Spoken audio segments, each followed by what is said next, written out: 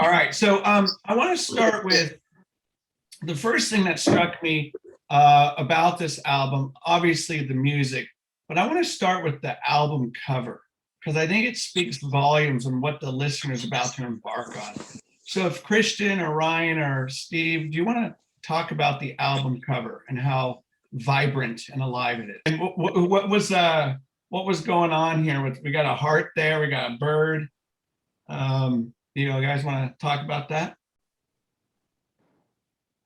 Well, Ryan's wife Chloe did the artwork, and me and Chloe just had some chats about ideas, and she's really talented, and she just kind of put the collage together, really.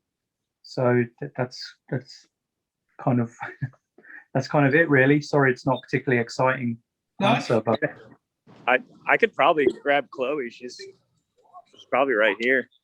Yeah. Chloe. Let's see if she's standing right here. Okay. The museum is open for business right now, so it's gonna be loud. Hey, Chloe. Tell people where you're at. I run a museum in Savannah, Georgia called the Graveface Museum. This is my wife, Chloe. Hello. Hi, Chloe. How are you? I'm good. How are you? Doing great here. So we were talking about the album cover. Kind of what was the thought process behind that? Well, it was a kind of a combination of Christian and I's ideas. So he just had some loose concepts and like colors that he wanted to use and things that he had in mind. And I just kind of put some, I do collages and painting and illustration. So it's just kind of a lot of mixed media. So I just kind of put some stuff together, and it was a back and forth process of pretty much both of us. And in terms of that inspiration, were you listening to the music at all and then coming up with ideas, or was that being bounced along with the conversations that you were having? It was pretty much a mix of all of that. Like I listened to some songs on the record, and then it was kind of that plus hearing his feedback and getting ideas from him and just kind of doing my own thing. Well, it's a gorgeous album cover. Oh, thank you. It's when the vinyl gets here any minute, whether it be a month or 2 days from now, I mean, I just can't wait to prop it up there. So great work on your behalf there. Well, thank you. So Christian, what was kind of the seed, the kernel that kind of popped for this idea here? I wouldn't say there was any particular moment. I mean, I'm just always making up sort of rubbish tunes, and without really ever thinking about it. And Slow Dive, we're taking a break, so I had a little bit more time, and I just started roughly demoing the songs, and I guess I kind of needed some help with knowing what to do with them. So that's when Ryan and Steve got involved, really. And as asking for that assistance, did you already have them in mind, or did you just kind of wake up and go, okay, I'm going to grab Steve and Ryan for this? Not really. I guess because I'm pretty close to Steve and Ryan, and I've done a lot of stuff with Ryan over the years. So Ryan would kind of be one of the first people I would talk to, and me and Ryan have always kind of talked about doing a kind of a bit more of a record together. And then, yeah, I got Steve involved just because I really like what he'd done on his record with Rachel, and he's just got a lot of so and obviously because we've toured together, we get on well, I think. So I might disagree with that. We're gonna find out now. Just kidding. And so Ryan and Steve, when Christian approached you, did you just, automatically just latch on and go, of course, I'm going to support this? Or what was your role in this in terms of helping him, materialize his ideas? You drop your bombshell first, Ryan, yeah? Christian's evil. No, I would literally do anything for Christian, and I feel honored to be involved. So he pitched him coming to Savannah. He sent me some noodly tunes that he recorded on his phone, acoustic, and I kind of added some stuff to them. So I had some semblance of an idea of what we were going to do when he got to Savannah. And this really nice person, Amy, who runs a foundation in Savannah, or actually out of Oklahoma City, but she has a Savannah location. She donated her Airbnb for the week so that Christian would have a place to stay. But also I just moved my recording studio into her house. And then we, basically did all maybe 6 of the 8 songs. We did all the foundations for them there. And then, yeah. Okay, so then you get on board, you come up with your ideas, you're going back and forth with Christian. Okay, so Steve, what's your role here? What are you doing? So basically then, there's just like these rough, I suppose they were monitor mixes of ideas that Christian and Ryan had started, and then they then found their way to me, and I basically spent time initially up in my studio in my attic, just kind of knocking around. I don't know.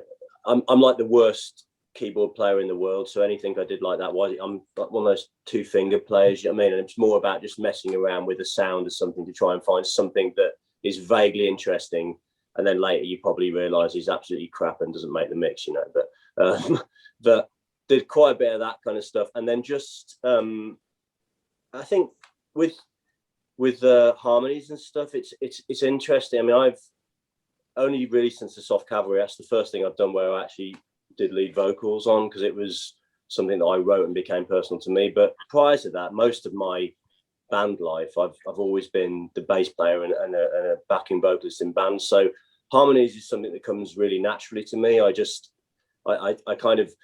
struggle sometimes writing my own songs, because actually I'm writing the harmony line and I'm struggling to write a lead vocal line, So yeah, and then the interesting about harmonies too, I find, is that you end up having to sing a certain way to mold to someone else's voice, the lead vocal voice. So I spent quite a lot of time just experimenting with ideas of how I should approach singing these songs to work in conjunction with Christian's voice, and that was good time well spent during a very boring lockdown otherwise, And as far as your limitations as musicians, so Christian, what do you think these two, other musicians brought to the table that you were limited in? Well, massive amount. It wouldn't have even have happened without Ryan and Steve, because it would have just sounded like, oh man, I couldn't even tell you how ridiculous it would sound without them kind of getting it into shape. Because it literally was just recorded on my phone, because I don't have a laptop or anything like that, or any kind of recording facilities. So and they just brought different kind of melodies and sounds that I wouldn't have even thought about. So yeah, that was nice. And I have to ask, so when did Rachel come on board for a couple of the backing vocals here? Was that in the early onset or later, or where on that timeline? At the end, Right. pretty much, wasn't it? Yeah. it was towards the end, wasn't it? And Yeah. it was, I had to kind of whip her into shape, because she kept saying, yeah, I'll do that, and then didn't do it. So You whipped her into shape. Very good. yeah. Very good at procrastinating in my life about everything. It's nice to do some singing though. I haven't done any for ages, actually. Well, I did one other thing last year, so it was really nice. And I love Christian's writing, and ever since the 90s, we've always had these conversations, Christian. You should do more. You should do more. And it was, I love singing for him, and I loved hearing him sing on a record as well, and his songs. So it was really lovely to be part of it. And I was going to ask you, Rachel, how do you feel not being in the front stage on this? Like, did you really enjoy that experience? it's Christian's baby, you know. Yeah. I think absolutely fine. I have no, you know, it's great. And I think what I find it kind of embarrassing for me is that because of my very small involvement, that gets picked up in a wider context on like press stuff on the internet. And it, to be honest, it annoys me because it's, you know, it's not my project, it's Christian's. And by default, I guess that happens with some things when I'm involved with them, and I just get annoyed for the actual people that have put in all the work. And it's Christian's art, and you know, Ryan and Steve, they all spent a lot of time doing this record. And you know, I did a few bits of singing, Yeah. and that's it. And I was very happy to do it, and they're great songs. Well, when I first met Steve and Christian and Ryan a couple of weeks ago, when we were talking, Steve dropped a mention of, well, as soon as we mention Rachel might be coming, then everybody's going to show up. So I can see what you're saying on that one. I've So, got to be useful for something, you know. A promotion tool there. I want to talk about the actual pandemic in terms of, we've all had our own little narratives to speak of. And so what has this pandemic done for you in terms of inspiration or tapping into your creative juices there? If anyone wants to shed any light on that. Well, I don't know. I mean, I think I've tried really hard to kind of be creative through the whole period of time with different things. But I've definitely had a better run this year than I did for sections of last year. I think last year, there was times where things would happen really quickly, and then times where literally months would go by and you'd really struggle to achieve anything of note, you know. And for no apparent reason. I think this year maybe just been looking after myself a bit better as well. So I feel better in myself. Mm-hmm. And I think because of that, I've been more productive. Shocking, really. But yeah, whereas last year, I think probably like a lot of people, I just thought, you know what, it's all right. I haven't got to do anything, just stay at home, and I'll make my way through these 700 bottles of wine. Yeah. Ryan or Christian, do you want to share any pandemic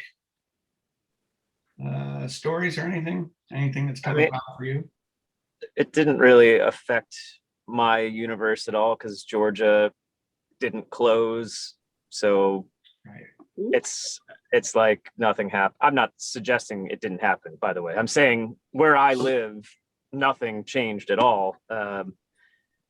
So I don't know. I've been working just as much, if not more, than I always have. You know. Gotcha. So Christian, how about for you? How's the pandemic been for you? Well, I would say it wasn't any different because like similar to Ryan in that, you know, obviously it's going on all around you and that's really bad. But I guess since about, you know, last couple of years, you know, I've just been in my own little bubble, not doing anything, just staying in my flat. And so I was just doing the exact same things. I was just not going out, not seeing anybody.